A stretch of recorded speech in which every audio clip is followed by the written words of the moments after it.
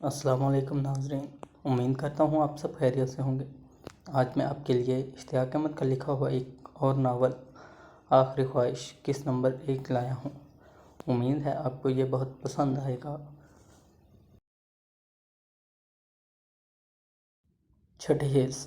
Inspector Jamshed کے phone کے گھنٹی بجی۔ انہوں نے چائے کا کپ رکھتے ہوئے ریسیور اٹھایا۔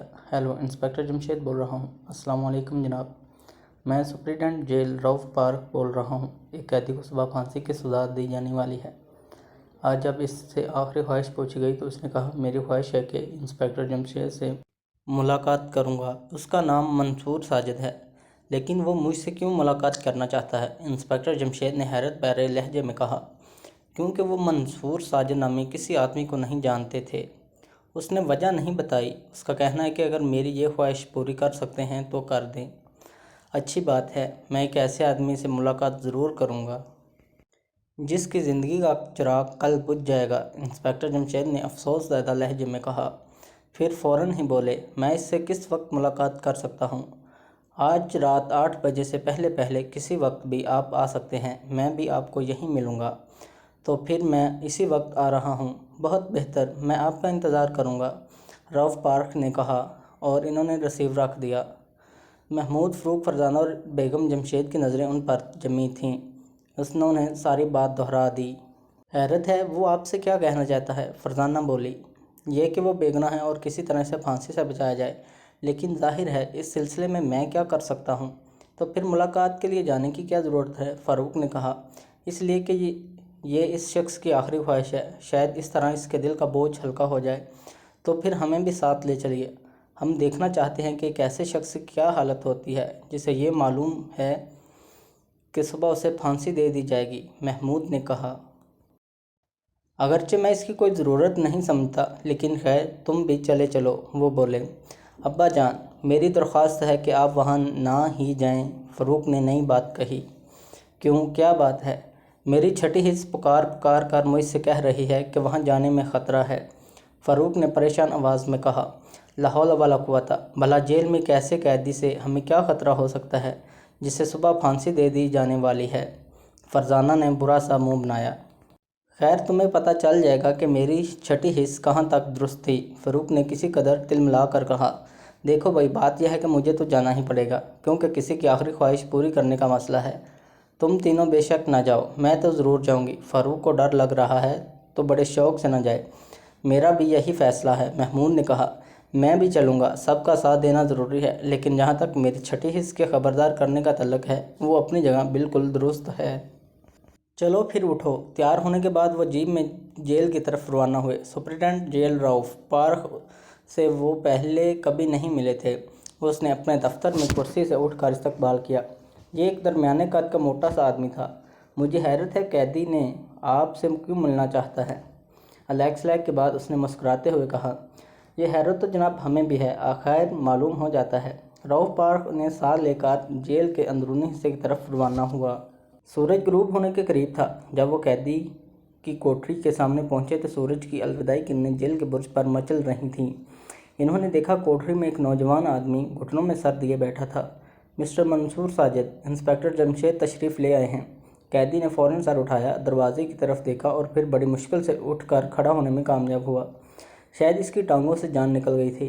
پھر ایک ایک قدم اٹھاتا سلاخوں تک آیا۔ پہلے پھٹی پھٹی آنکھوں سے انسپکٹر جمشید، محمود، فروغ اور فرزانہ کو دیکھتا رہا، پھر تھر تھر کانپتی آواز میں بولا، میں کس منہ سے آپ کا شکریہ ادا کروں؟ آپ مجھ غریب کے لیے یہاں تک آئے، کوئی بات نہیں بھائی، لیکن سوال یہ ہے کہ تم نے مجھے یہاں کیوں بلایا؟ تم مجھ سے کیوں ملاقات کرنا چاہتے ہو؟ انسپکٹر جمشید بولے، میں کھڑے رہ کر بات نہیں کر سکتا، میری ٹانگوں سے جان نکل گئی ہے اور بات کرنے میں کچھ دیر تو لگ ہی جائے گی۔ انسپکٹر جمشید نے سپرنٹینڈنٹ جیل کی طرف دیکھا۔ وہ ان کا مطلب سمجھ گئے۔ انہوں نے چوکیدار کو اشارہ کیا۔ اس نے تالا کھول دیا اور منصور ساجد کو سہارا دے کر کوٹڑی سے باہر لے آیا۔ اب وہ سب رؤف پارک کے دفتر کی طرف چلے جا رہے تھے۔ منصور ساجد کو دفتر کی ایک کرسی پر بٹھا دیا گیا۔ انسپکٹر جمشید اور دوسرے اس کے آس پاس بیٹھ گئے۔ ہاں مسٹر منصور ساجد، اب کہو، تم کیا کہنا چاہتے ہو؟ میں ایک بار پھر شکریہ ادا کرتا ہوں اور جانتا ہوں میری بات پر اعتبار نہیں کیا جائے گا، لیکن میں چاہتا ہوں کہ کل میرے پھانسی پا جانے کے بعد میرا ایک کام ضرور کریں۔ تم فکر نہ کرو، بتاؤ کیا کام ہے؟ اگر میرے امکان میں ہوا تو ضرور کروں گا۔ جو موت میرا مقدر بن چکی ہے میں اسے نہیں ٹال سکتا۔ میں آپ سے یہ درخواست نہیں کروں گا کہ آپ مجھے پھانسی سے بچانے کی کوشش کریں، کیونکہ آپ ایسا نہیں کر سکتے۔ عدالت مجھے پھانسی کی سزا دے چکی ہے، لیکن میں چاہتا ہوں میرے مرنے کے بعد آپ میرے کیس کی نئے سرے سے تفتیش کریں اور دنیا کو یہ بتا دیں کہ فلاں تاریخ کو پھانسی پانے والا منصور ساجد قاتل نہیں تھا۔ قاتل تو تم قتل کے جرم میں پھانسی پا رہے ہو۔ جی ہاں انسپکٹر صاحب، اس شخص نے اس فرشتہ سیرت انسان کو قتل کیا جس نے اسے اس کے ماں باپ کے مرنے کے بعد پالا پوسا، جوان کیا، لکھایا پڑھایا اور ساری عمر عیش کروائی۔ اس سے ظالم اور کون ہوگا؟ تمام شہادتیں اور واقعات اس کے خلاف ہیں۔ اس کیس کے وکیلوں اور جج صاحبان کو 1% بھی شبہ نہیں، یہاں تک کہ خود اس کے وکیل کو بھی اس کے قتل ہونے کا یقین تھا۔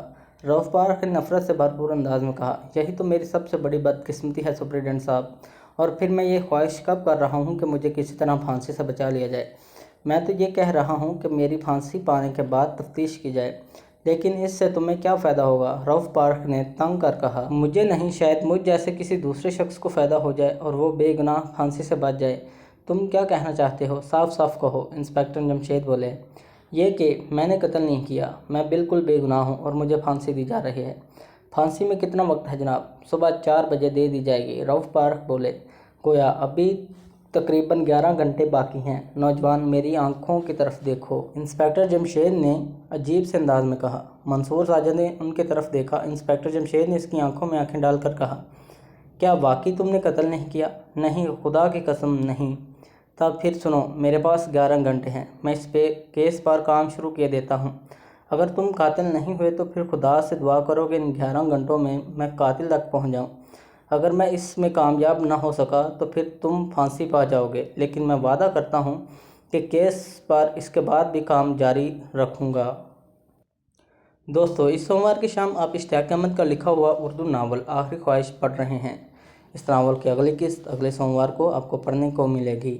آپ کو یہ قسط کیسی لگی کمنٹ میں ضرور بتائیں، اور ہاں، چینل کو لائک، شیئر اور سبسکرائب کرنا نہ بھولیں۔ شکریہ۔